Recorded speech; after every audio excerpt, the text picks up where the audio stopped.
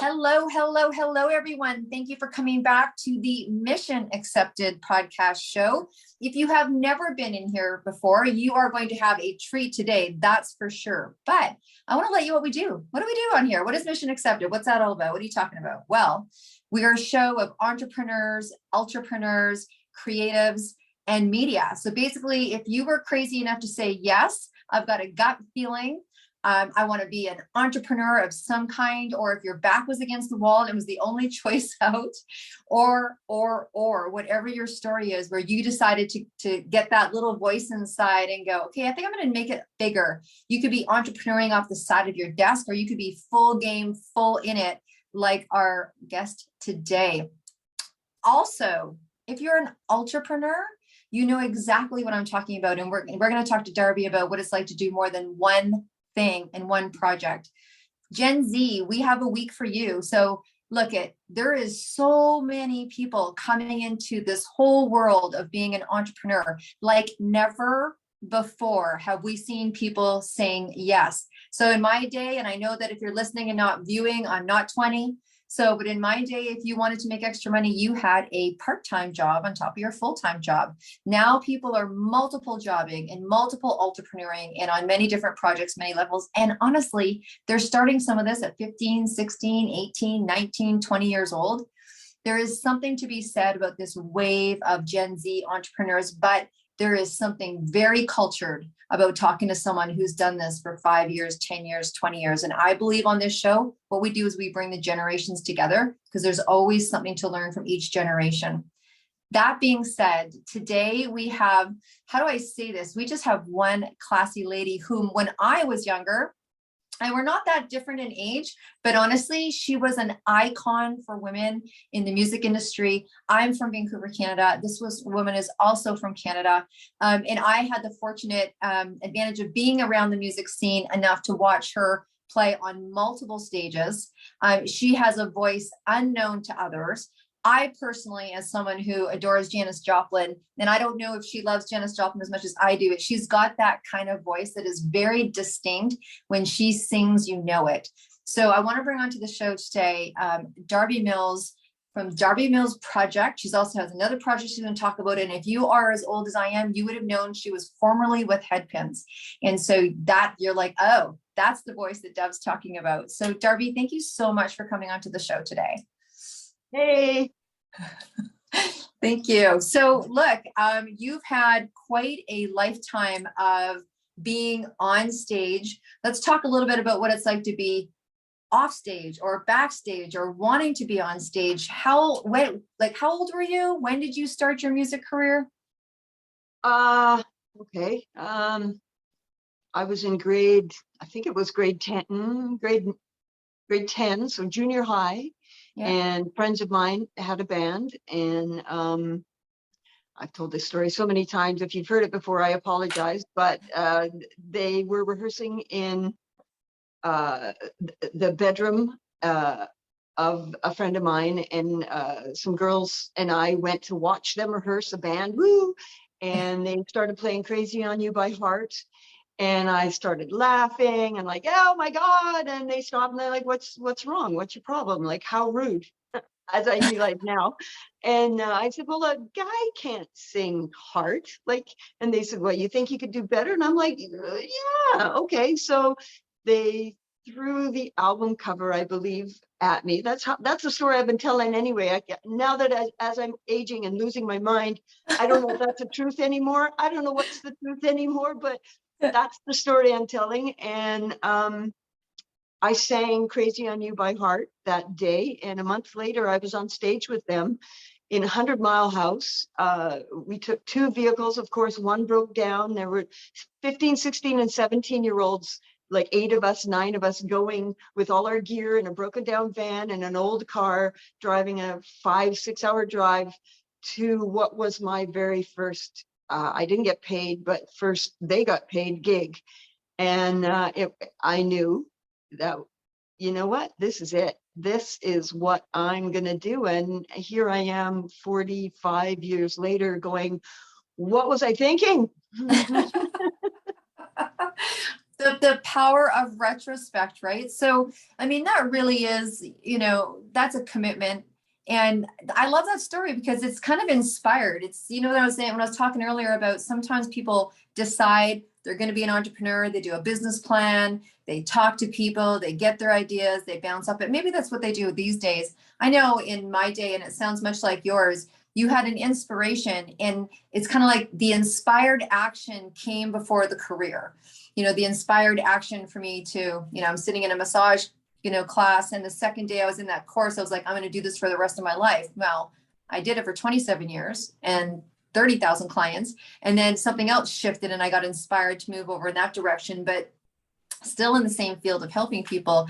You have been in that same sector. And so for you, it sounds like it was very much an inspired action. And then you kind of figured it out later.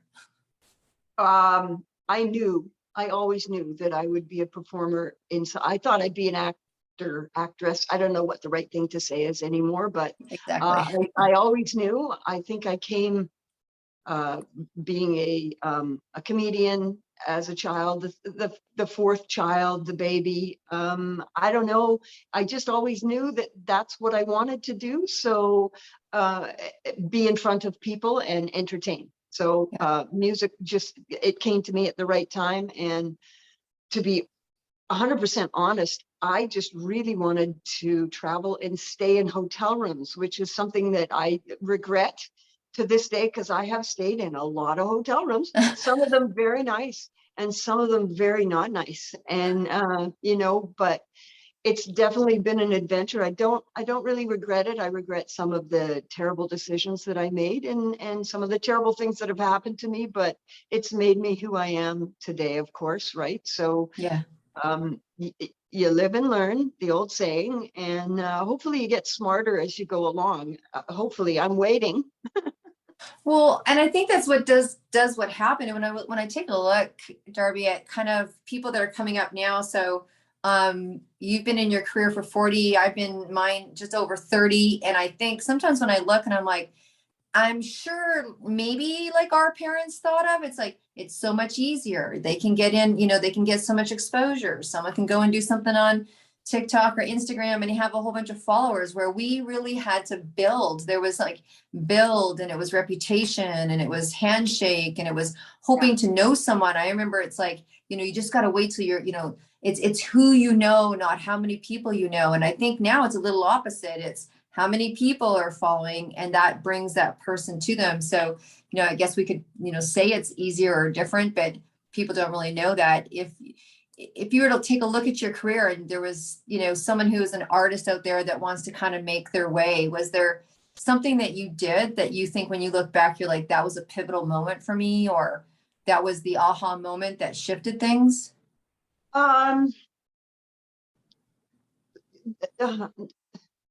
I was very lucky that I was barely 2 years into the industry. I graduated, loaded up my gremlin, and moved to Calgary. Joined a few bands there, got a day job there at a record store to help, offset, because you weren't really making much money back then at 18 years old. And then moved to Vancouver, joined a band there, got tossed out there, moved back to Calgary, moved to Edmonton, back to the island, back to, in 2 years, under 2 years, I think I moved 5 times, just trying to find where the work was. And what a wonderful era it was to come into in late 70s, early 80s, that music was, or live music, there was a bar on every street corner. And Vancouver, by the time I settled in Vancouver, you could work, even the headpins in the beginning, we worked the first 6 or 7 months of my being in the band, because I was the second vocalist. You could play for 3 months in Vancouver, just circling all the clubs, because you'd play for a week. There was no just Friday, Saturday gig. And the bands, the lower bands, had to actually do a jam on Sunday and then load up and move to the next gig. And that would either be Vancouver or drive to Calgary or Edmonton or there was so much work. You could hone your craft. So I did more work with the band Steelback, who I was in prior to joining the Headpins, Right. I probably did more shows with Steelback the year I was with them, and then the year I was in the bars with the Headpins, than I've done in my whole career since. There was that much steady, just work, work, work, work.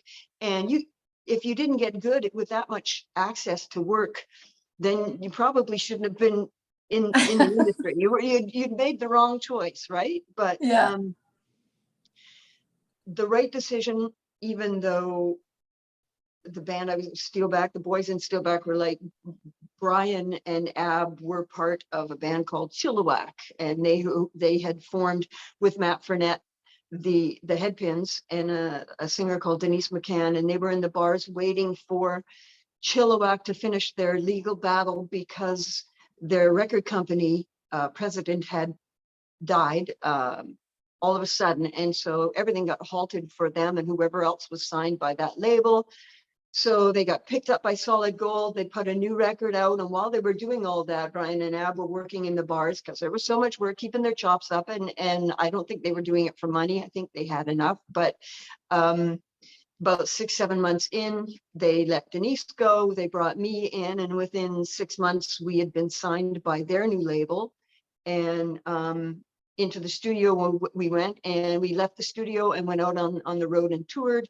So I think the most important decision I made as far as keeping my musical career moving forward at a record pace was the fact that I left Steelback, even though they're saying Brian and Ab are going to go back to Chilliwack and this band's going to be for naught, and we'll never work with you again if you leave the band, right? And which was like, oh, okay, well, let me stay then.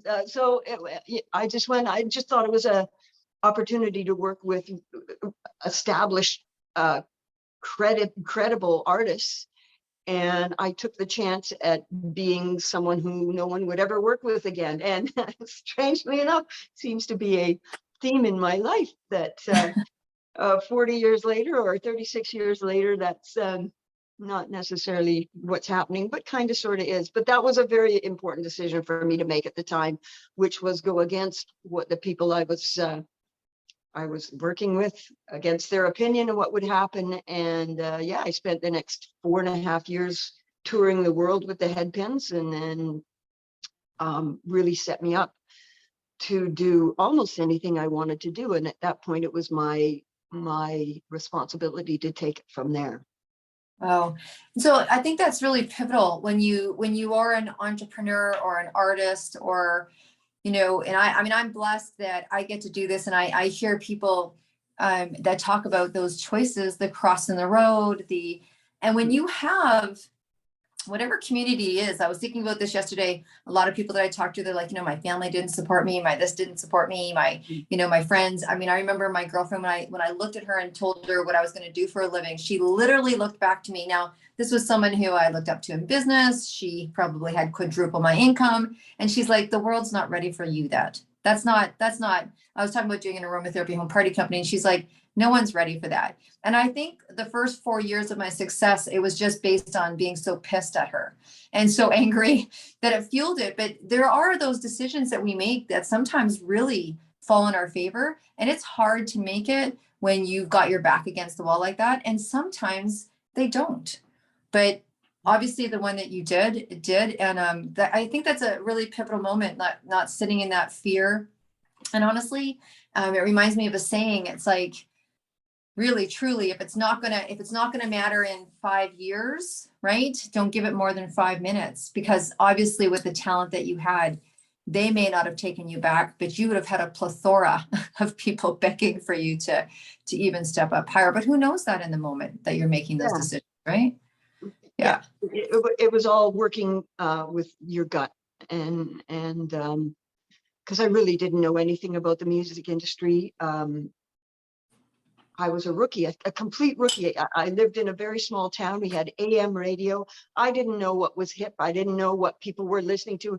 Rock and roll to me was Neil Diamond, because that's what my parents listened to. I did, however, after sitting in with that band, they broke up shortly after, and I formed my own band with one or two of the members of that band. We rehearsed in my parents' basement for better part of a year, let's say, through grade 11 and maybe grade 12. And it was in that band that, and I was crazy about Crazy on You and Heart, the Dreamboat Annie album. Mm-hmm. And I learned how to sing basically by mimicking Ann Wilson. And in the band that we were called Presence, after the song by Led Zeppelin, and or was it Kashmir? I can't remember, sorry. But anyway, the guitar player, young guitar, he was only 16, I think, came with the Pearl album to rehearsal one day, and he said, "You should listen to this." And I'm like, who's this? And it's somebody you sound like, and she's huge. And I'm like, okay, so who is this Janis Joplin lady? Yeah. And that's when I was introduced to her. I think I was 17 at the time, and I kind of took it to heart. I didn't realize till later just how she was Janis Joplin, and I get it. I got it a few years later, but at the time it was like, okay, so I sound like her. I'll sound more like her. And I think that's kind of what got me the job with the headpin. Although I'm not sure I was doing stuff like Nina. Was it? Oh my goodness, a robot song. Oh. I was doing these moves and stuff. We were all over the place, right? But music back then, disco was starting to come back. You know, it was. Yeah. I was doing everything, but they saw something, and Brian McLeod, I guess, saw something, and you know, I don't know, luck of the draw. I don't know. It happened. Yeah. I No, did it. it's talent. I mean, it's talent meets opportunity, meets bravery, meets meets divine, meets meant to be. Like, I think things line up. They line up differently for different people. And obviously it was very much a different generation. That's hilarious that you said Janis Joplin. I had no idea that. And I absolutely know the Pearl album back and forth. That's really interesting. And it was music was very different. And when you talk about that, because I know, you know, Club Soda and Metro and Rockin' Tonight and Coconuts, and that whole scene, Town Pump and all that, there was such a big, strong music family. And I, you know, obviously I think we all miss that. And there is so many different types of music. I mean, music is just, and it's such an incredible healer, music is. So you have this, you know, you're having this career, you're going through this experience.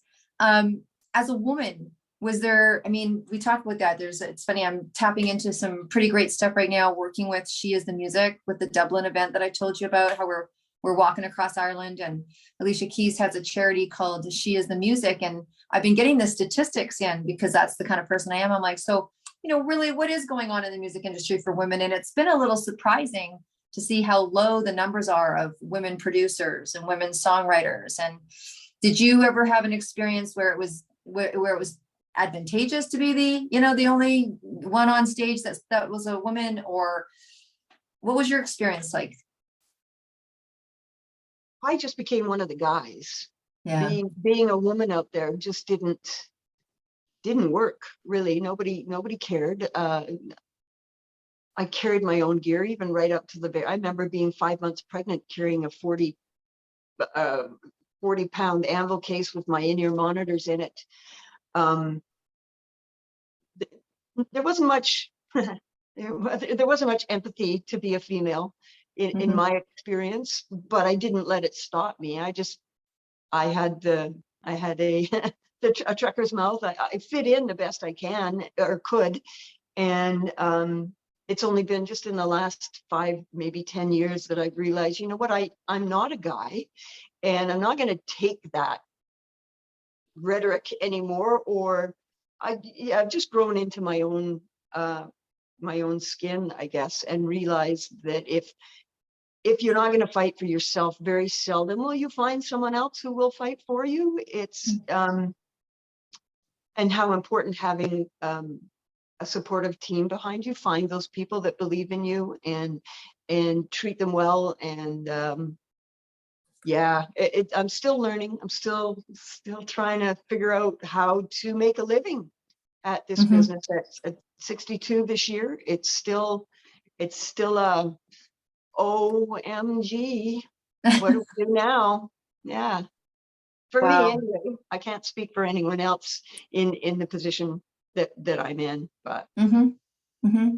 Well, I think that, I mean, it's, that's always that's the behind the stage scene, you know, it's like, I think with anyone who, whether I was just talking to an artist this morning, whether it's myself as an entrepreneur, whether I talk to other entrepreneurs, I mean, it's an ongoing, that's why I really wanted to talk about it being a mission, because the bottom line is you take it once, you decide to take on the cause once, but the papers keep coming. I mean, it's changing.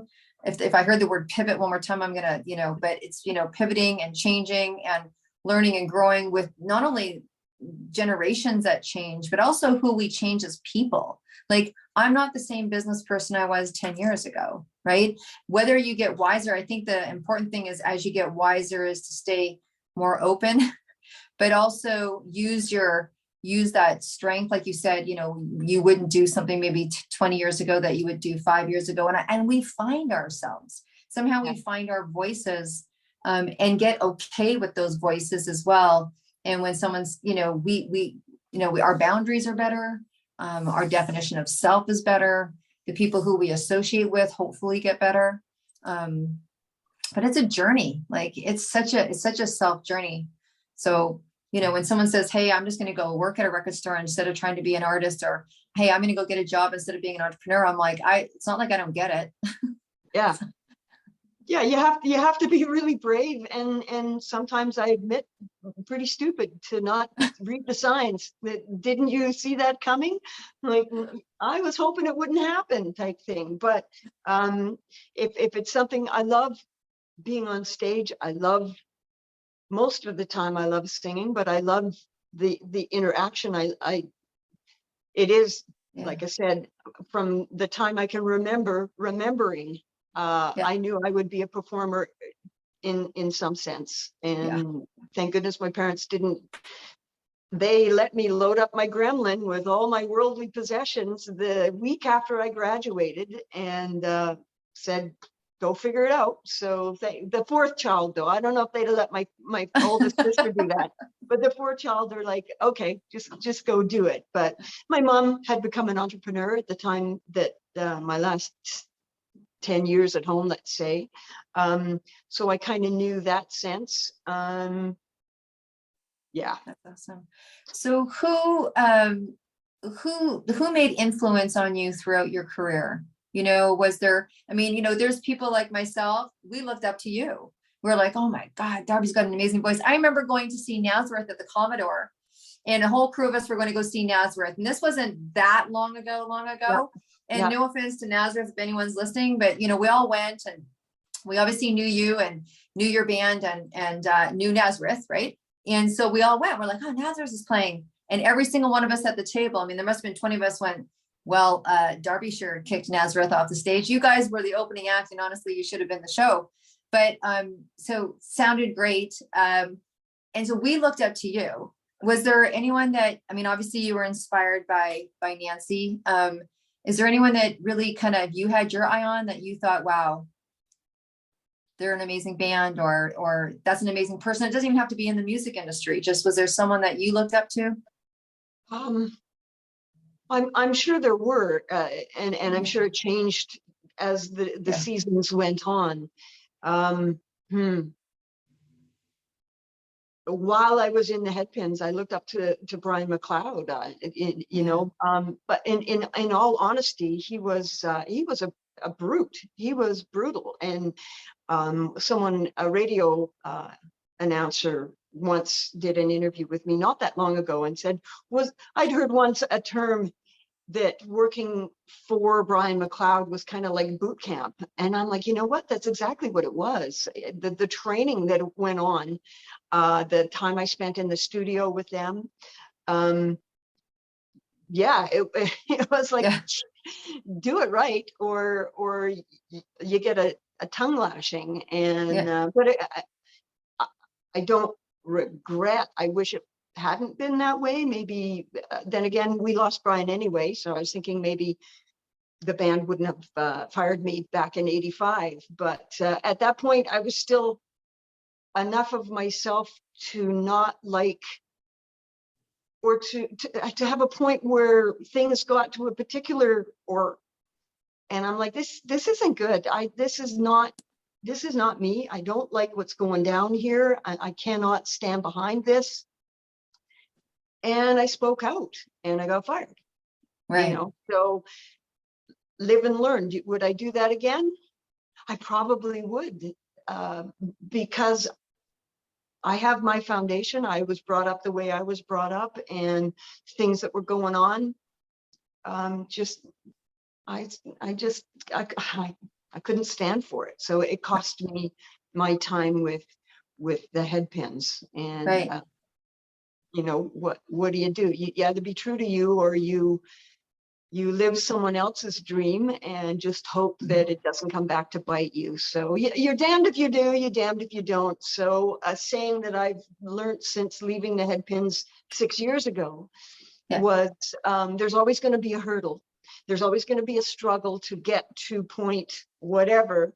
So do you want to get to someone else's point whatever, or do you want to get to your own? Right. So seeing as you're always going to have to fight, build your team, build your team, which is kind of what I did before I left. I knew that I had a pretty good ground,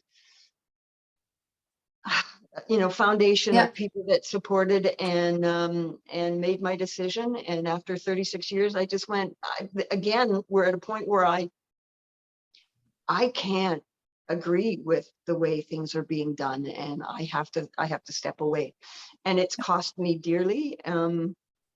But once again, I'm fighting and jumping those hurdles to get to my point, whatever, not theirs. So. Yeah. And I think that's really, when people hear that, I hope it lands for them. You just said after 36 years. Here's the interesting thing. I believe that for some people, they're like, oh, the longer I stay, the easier it is to go, but not really. I think that when you've been in something for a long period of time, you've aligned, there. I mean, even when you talk about marriage, right? When you talk about marriage, most psychologists will tell you for every year you were in that marriage, there's 2 months of reconfiguring that needs to happen. So when someone, divorces and 6 months later, they still haven't got it figured out and their brain's foggy, it's like, because when you work as a unit, whether it's 2 or 4 in a band or in a company or in a team or corporately or what have you, you psychologically rely on other people to do certain things because everybody has their place and everybody has their part. And it's an unwiring of that and a rewiring of that. And I think that's what also stops people from making decisions that they know they have to do until one day the dam breaks and they don't have time to build their foundational team and support them in that. And they're up against the wall and someone says something and they're out of there and people are like, what the heck's wrong with him?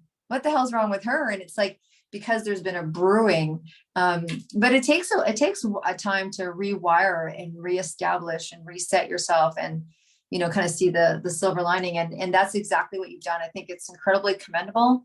And I think people should take to note to that. And also leads me to my next question. The last time we chatted, you had just released something with someone. You were saying that she was a really cool woman. Had you not just released a new song or? I sang on a compilation album out of Europe called Circle of Friends, The Garden. And it was a tribute from a gentleman, Bruce Mee, to his mother who had passed in the past year or so, I guess. And there are artists, 20 some odd artists participating in this. I did one song, I sang the vocals on one song, and it's really the best song, I think, that perhaps I've ever sang on. Not that it's the most commercial, but I love the production of it. And I'm trying to, as I age, I realize that this poor old thing right here, this piece of leather that I've brutalized for 40 plus years now is getting older. And having COVID hit the year I turned 60 or 59, and having to take 2 years off, it's like saying to a marathon runner, well, you can run in your basement, but you're not allowed Right. to go run outside for 2 years and then, okay, marathon next Friday. Right. So, I mean, you can train, which I did. And this other project you're talking about, we rehearsed throughout all of the 2 years of COVID that have existed, because every date we had got postponed because there'd be a new lockdown or a new this or a new that. So I still sang during that time, but not to the capacity that the headpin songs and my solo songs are even a step harder, or if not higher, more demanding than Turn It Loud and Dancing. I mean, these songs, there's 2 to 3 octaves in my solo album stuff. And I don't know what I was thinking when I did it at 27 or 28. Like, you're never going to be able to sing this at 60. I'm still managing to do it. However, 2 years off at that age, it's really hard to bring that back to the form it needs to be in to continue to do it night after night. Not that that kind of work exists anymore. And that's the other thing. You can't, I can't anyway, and I'm admitting my failures if it should be. Yeah, the amount of work, even the last 5 years I spent with the headpins, if we were getting 12 shows a year, we were laughing. Classic rock for old women is not sought after in anywhere, to make a living on that type of schedule is Yeah, it's challenged. It's yeah. challenged. But There's anyway, I'm going to I mean, I just got an email from an organization in the US. I'm going to forward it on to you, and it's about women in rock music. And there definitely should be a connection there for you. I'm talking as if, no one's listening, but there's an organization that I just heard about that I'll send it to you. I know they're doing something in LA in May, but that might be a really good tap in. Because I think, sometimes when you come up against that, or when you are, when things change in your industry, sometimes it's like going back to those grassroots and finding those people that are having that same experience. So, I mean, I think it's just so interesting. Interesting, but we go along in our life, and I'm sure that the impact that you have made for so many people. I mean, I was sharing that with you earlier when we were talking just about how impactful and how we really looked up to you as women in that scene. Anyways, I mean, I was on the other end of it. You were singing and I was serving, but there was something about listening to you and hearing you that all of us waitresses, because there was no waiters, all of us waitresses were just like, oh man. And it was like, we drew from any woman that was in her own power. And honestly, if anyone has seen you, Darby, on stage, that definitely is a true definition of who you are. Like, when you're singing, it's like there's just a force to be reckoned. So I wasn't surprised at all when you said a friend of yours brought you an album, because when you see Janice on stage, it's the same kind of thing. She just had such presence. So bring us up to date a little bit. I was super excited when you told me that you had created a jewelry line. Like, tell us what you're doing now outside of coming back. And honestly, I'm so glad that music's coming back out. I can't wait to go and see you sing again. I'm sure I'll think your voice is perfect, whether you don't. But what other things have you got your hands into now? Well,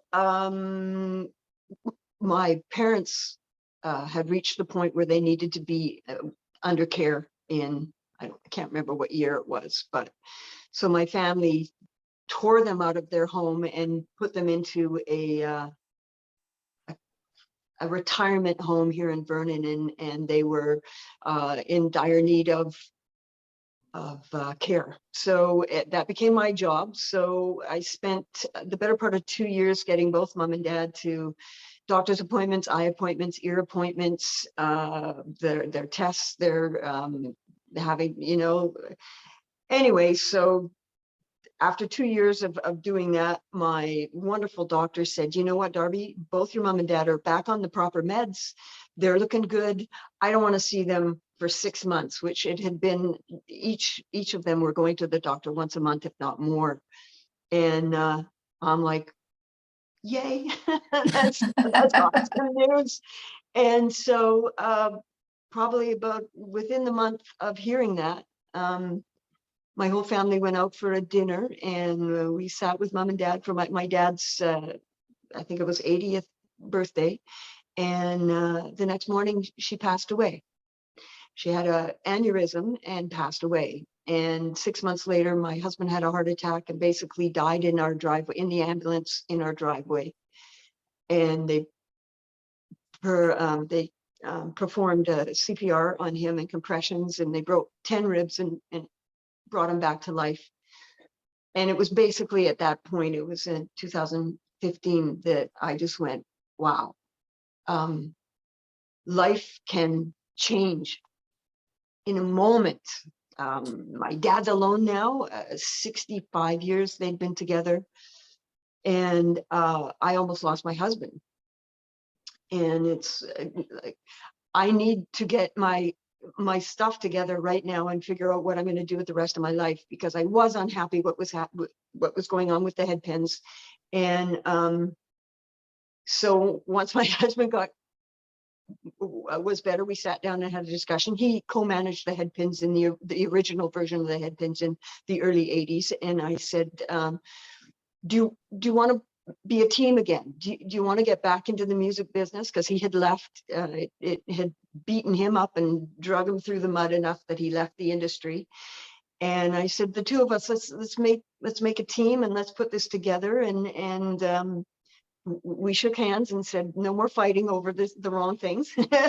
we have to be a team. We have to work together for that point where we're all working for. And I'm sorry, I've kind of got off track. What was no, this is perfect. This is perfect. I think, no, I'm just saying what's next for Darby. And so this is great. So keep going with your story, girl. This is amazing.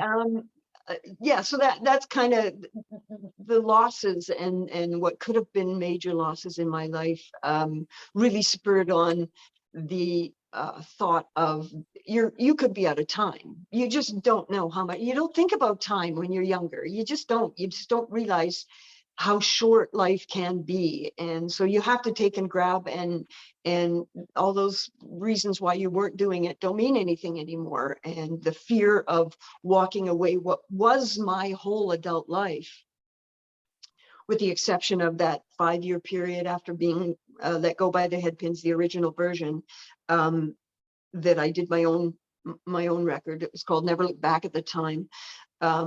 I was in the head pins for my whole adult life. That was my identity. That's who I saw myself as. And so to walk away from that, knowing that it was going to be a tough battle, that the remaining members of the band did not appreciate me walking away, and they were going to prove that they were not happy with me walking away. And so that became, a real struggle. To this day, it's still a real struggle. Do we hire the name and the head pins, or do we hire the voice? And to this date, I have not won that battle, but eventually it's becoming apparent that I am not just the voice of the head pins. That's I'm more than that. I have a clothing not line, but in 2019, I had gone through my wardrobe closet and found a whole bunch of stuff that didn't fit and wasn't accurate anymore or appropriate for what I was wearing. And so I started sewing, augmenting and putting different things together on jackets and this and that, whatever. And I thought, you know what can I do to give back to the community? So I put about 10 pieces together, and I'd posted about this and figured out how I would do an auction at every show with one piece that I'd put together, and the winner would pick the charity that all the proceeds would go to in their community. Well, 2020 happened. And to me right now, that just kind of seems like a really weird thing to do, auction off clothing. So that's not happening anymore, but I've got 20 some pieces that I've made up that was my intention before COVID knocked that down. But back to the story about my mom and my husband. In that time, I spent a lot of time at home making sure my husband was okay, and had inherited back from my mom a box of rocks that I collected. I was a rock hound as a child, in a black velvet chocolate box. And I thought, you know what? I'm going to make a necklace out of one of these beautiful rocks. And I did. And my girlfriends all went, wow, that's so pretty. So I went, okay. So I made a few more for them for presents, and they loved them. And every time I saw them wearing them, I'm like, wow, that's really cool. Well, here I am 6 years later. I've now officially made over 600 pieces, given away probably 100, and sold about 500 pieces off my website. And it's become a wonderful side career for me, and an incredible outlet for, I'm having a terrible day. I'm going to have a glass of wine or a puff, and I'm going to go downstairs, and I'm just going to let creativity take the wheel. And it has been such a blessing, such a blessing. I'm so grateful for, however, I had to lose my mom for that to happen, but boy, did it spark a wonderful new chapter for me. Wow. That's, isn't that the way? Like, isn't that the way? Like, when you talk to most people that do most things, it was like, hey, it's just like a hey, like, like you're like, oh, I'm going to make a necklace out of this 600 pieces later that are on someone's body, enjoying and having peace. And it comes, and when you say black velvet, and when you say, I was a rock hound as well, there was no surprise when I started selling gemstone jewelry. People were like, oh yeah. And so when you said you did jewelry, I was like, oh my gosh, I love jewelry. And coming in a black velvet box, and I was at, go find rocks at the beach or whatever. I mean, honestly, it can be just like that. But that also shows me that truly you're just an incredible creative, right? You're that entrepreneur. And there's, I can't wait to see these jackets and these pieces, and come back and hear that you sing on stage, and all of that coming back around. I mean, sounds like the pandemic's been interesting. And so finish the story though. So you and your husband, and so is he helping you produce music now, or what is that looking like? Well, he's my manager, and so he does all the business. I am a true independent artist. I've approached one or two different agencies that have, oh, it's a awful business. It really is. I encourage anyone to stay out of it unless they're driven to be in it. But so we cold call and we do our own thing, and Facebook and basically Facebook. I stumbled onto Facebook when some girlfriends and I put together the very first Vancouver 80s rock reunion, and we had 400 some people come. We rented a club, and the club had cameras all over their walls, in other words, projectors. And so we made it into a celebration of life for all those we'd lost from the 80s, because it was quite a community. We brought in 7 or 8 different bands to play that night.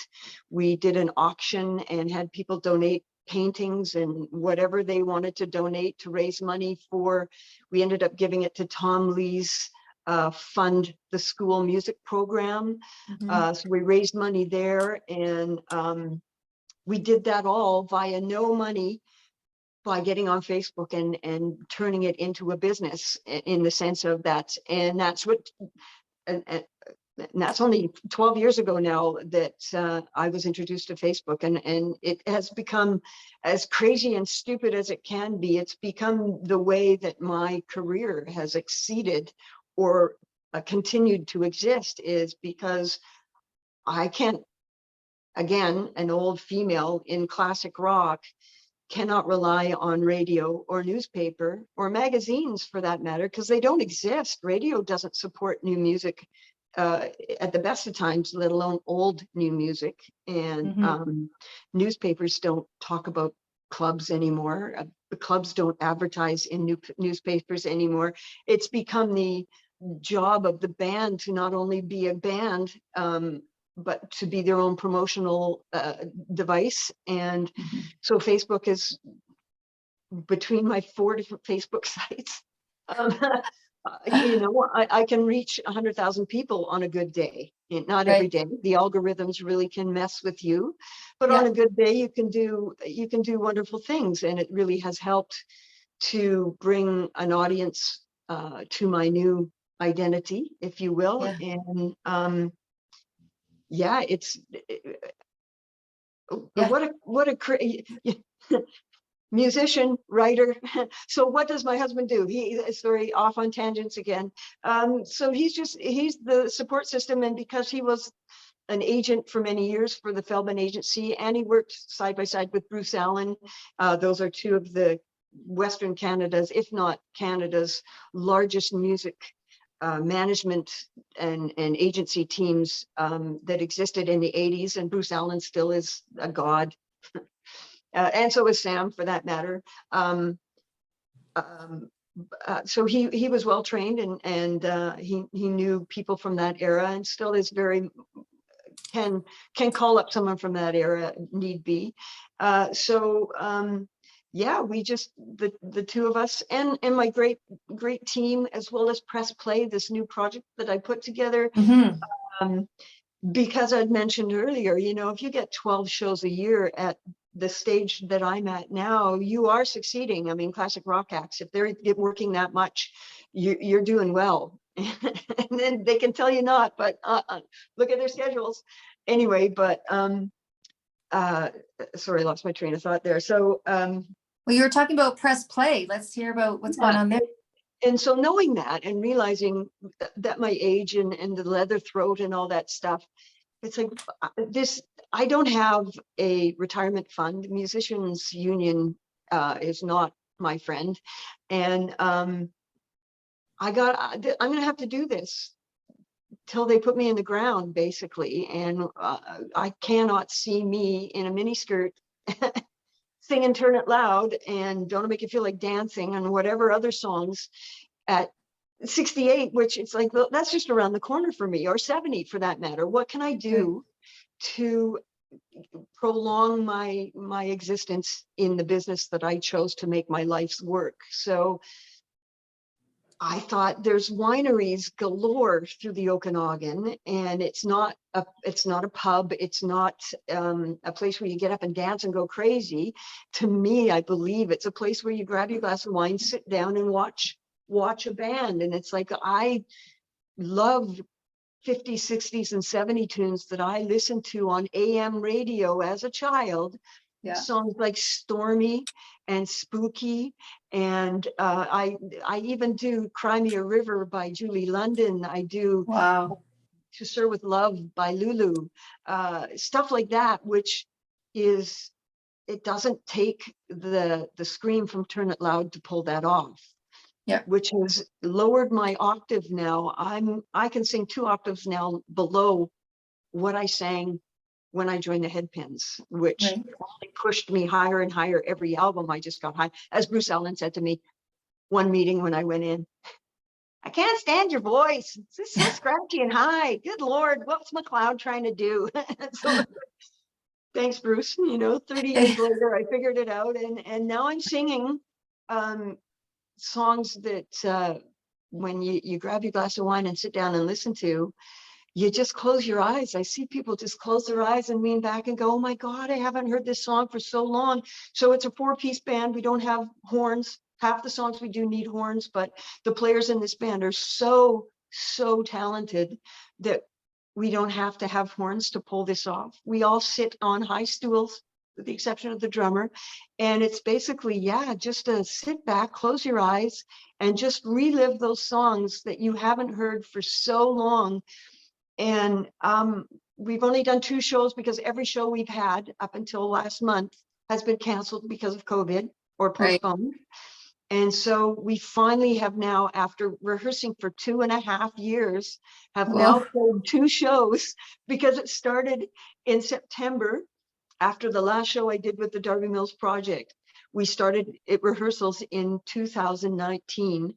And finally played a show 2 months ago for our first show, and then one again last month. So we're so excited. I'm pumped of the fact that this will extend my career. Those days that I can no longer do the scream and Turn It Loud, this will keep me through and hopefully keep me out of the box at the end of the road. I am so excited. I'm so glad that you shared that, and obviously share with us when your events are, and We will send it out on our social media. I'm really looking forward to having your story and your presence in the book Mission Accepted, which will release in December. We have some time, don't panic. That's going to be able to really share your story and your mission, and because it's so important. There's so many gems that you have literally dropped for someone that is sitting here listening, that is aspiring to do something, whether it's in the world of music or acting or arting or whatever. It really is the same philosophy of life that gets us through from our passion, what, like that thing that screams inside us. And, you've been one of the brave ones that have held a career through many generations, through many ups and downs in the world, economic and health wise. And here we are on the other side, or what looks like to be the other side of something that has been a really serious cut to your industry specifically, not being able to get to live events, which has been the lifeblood of a lot of singers, obviously. And it's not the kind of thing that you can do on Zoom. A lot of us were able to pivot and do on Zoom, or, actors were able to send in things by Zoom. You weren't having concerts by Zoom by nature. So I'm really, really happy that things are starting to open up, and whatever we can do to help promote that. And I just can't wait to see your full spread in the Mission Accepted book that we'll talk about more. If you're wondering what I'm talking about out there, listeners and viewers, the Mission Accepted book that'll launch in December, and Darby's going to be featured in there. So I have a question for you. Now, this is going to either be the easiest question. Actually, before I ask this question, let's tell people where they can get in touch with you, because you've got jewelry, you've got this amazing project going on. You've just done this collaborative piece that you were talking about in Europe. So what is your website, and how can people access you? Really easy, darbymills.com. Simple. And as a matter of fact, just last month, I launched a brand new website, and there's 3 different biographies on there that detail specific years or times. So we basically hear the same story you've just heard here, but all that information is on there, with the exception of press play. And it is called press play because of the music that I listen to came from a tape deck where you would press play. So it's nothing to do with press and I got it. Maybe it was my age, but I got it as soon as you said press play. I'm like, you got to press play. The band kind of twisted their head a few times when I said press play, and it wasn't until about 4 months ago that I did up the logo, and they're like, "Oh, you mean press play?" I'm like, "Yeah." I'm not playing with the press. No, press play. Simple, straight ahead, easy. Awesome. But yeah, so we'll be adding that. We'll be putting that together really soon. And on Facebook, Instagram, Darby Mills Project, or Darby Mills A Voice, not The Voice, A Voice, which is I post the jewelry on there. I try to keep the jewelry and I try to keep everything separate, because it gets kind of confusing for the project people to be going, what do you mean press play? It's like, oh crap, okay, so now I've got to press play the review page, and a Darby Mills project page, Darby Mills A Voice page, which is where I share the jewelry and stuff, or all of that's on the website, which is darbymills.com. So simple. Oh, girl, I hear you. As an entrepreneur, I hear you. It's like, should I do separate websites? Should I not? But it's like, you know what? It's darbymills.com. This is you. This is who you are. And this is what you do. And the world are becoming entrepreneurs. It's rare you find one person that just does one thing. And so I celebrate you. So here's the question that I ask every single guest. And this is either going to be the easiest question for you, or it's going to be, you're just like, I'm not giving you an answer. I can't.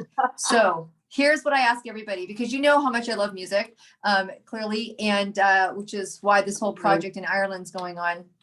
And we're going to have so much fun as that starts to build out. Oh my gosh, you're going to have to sing at one of the events. That's a whole other question. That's a whole other story. But here's the question. So you're moving to a desert island, which sometimes it sounds like it might have been a good idea. Me too. I'm moving to a desert island. Screw you guys. So you're going to a desert island. That's it. You've got room in your suitcase for one album. That's it. Just one. Yeah, I know. This is the album that you can't go to the dirt on the box without hearing. So what is the album you're taking with you to this desert island? Oh man, it's such an unfair. I know. I'm going to ask it anyway. Yeah. Can it be 15 songs on a multiple album? Yes, it can be. Someone's like, Led Zeppelin's greatest hits or whatever. So one album that you're taking. I didn't say a song. I said an album. You get a whole album. What's it So going to it be? can't be a multiple. It can't be what are the old albums called? Where it had all the hit parade or something. You can't. Oh yeah, take yeah, me yeah. away. Like, oh my gosh, remember oh, what was it? Right? Oh, when I was little, it went from K-Tel to K-Tel, that's right. Can't be a K-Tel album, okay? Oh damn. You know what? That's an unfair question because certain times in my life there were certain I know. albums that were every day, and I know. and I'm not. I know. I said it's either Yeah. going to be easy or it's going to be difficult. And trust me, Yeah. everyone goes through this because those of us that have been on the planet for a while, we have, because this shows exactly the power of music. For me, it is incredibly healing and it follows us and changes as we get older. But if you were to pack it today, the suit that you're putting it in. Yeah. I'm going to break the law. I'm going to break your rules. I have worked out to a 90-minute workout tape that I put together myself. And it's I was a Tae Kwon Do instructor for 9 years. Wow. And I took kickboxing class of about 15 to 20 crazy women. And I put together this tape. And so I'm not following your rules, but I will take that tape because what it is, or tape, good Lord, I have on my phone, I have a 90 minutes worth of songs. If I had to pick one, Katy Perry's on like 5 of the songs that are on there. Her early albums had some lyrics. I'm very much a lyric, obviously a singer. I'm a lyric person that are so inspirational. And so, but on this tape, you know, it starts off with a nice, easy, I can't even remember all the songs on it, but yes, music is this tape, even when I'm driving to Vancouver, which is now a 6-hour drive because of the breakdown in the highway and stuff from this summer after the fires. It's been a crazy 2 years. Crazy. Evacuate our house because it might burn down.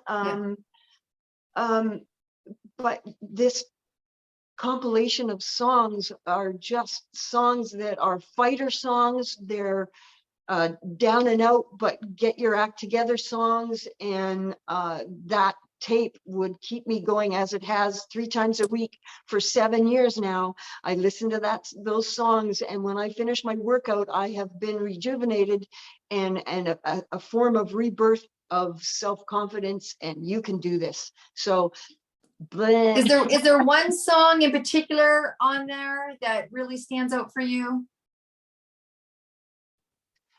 Yeah, and I'm a very spiritual person. I don't necessarily, I'm slashing my throat here, believe in God the man, but I do believe in a higher power, a universe power. So Katy Perry's By the Grace of God. All right. Well, I'm going to listen to that.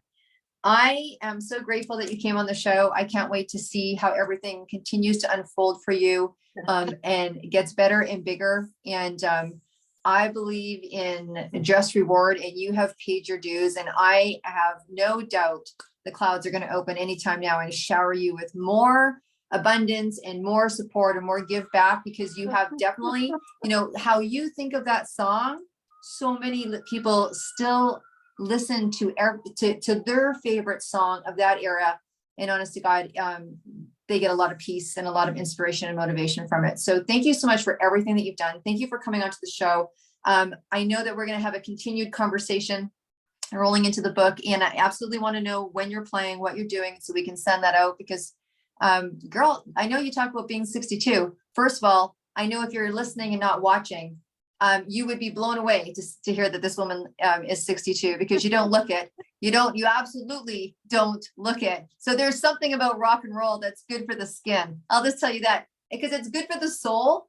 It's good for the skin. And so you're holding your own both professionally and aesthetically. So just thank you so much for everything you do. If you're listening, please share this. If you're viewing, obviously share it. You guys are the best audience ever. I keep telling you that, but the feedback we're getting, and you guys sharing that, and just subscribe to the podcast show. and share this. And if you think that you want to come on here and you want to tell your story, you got something to share, absolutely reach out. Super happy to have a conversation with you. So again, thank you so much, Darby. And we will see everybody soon. My pleasure. Thanks, guys. Take care. Bye.